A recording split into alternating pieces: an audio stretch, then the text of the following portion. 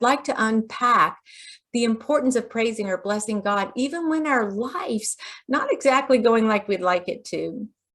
You know, there are another couple of verses from the book of Habakkuk that go like this, and I'm going to quote here. It says this: though the fig tree does not bud, and there are no grapes on the vine, though the olive crop fails, and the fields produce no food, though there are no sheep in the pen, and no cattle in the stalls, yet I will rejoice in the Lord. I will be joyful in God, my Savior.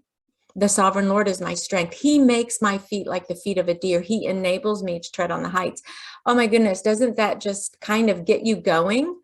Doesn't that just fill you with hope? It's like, though all of this is happening in my life, yet I will praise the Lord. Yet I will talk about him. Yet I will be joyful in him. Yet I will acknowledge that he is my strength. Oh my goodness, that's so awesome. And let's just rewrite it. Okay, I had fun rewriting it.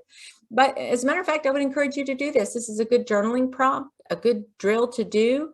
Start out by saying, though the children are fighting and the bills are past due, though there's no chicken in the freezer and I forgot to buy the milk, though I missed the deadline, and although my sneakers have no tread, though my business is stalling and I haven't had a raise in years, yet I will rejoice in the Lord. I will be joyful in God, my Savior. The sovereign Lord is my strength. He makes my feet like the feet of a deer. He enables me to tread on the heights.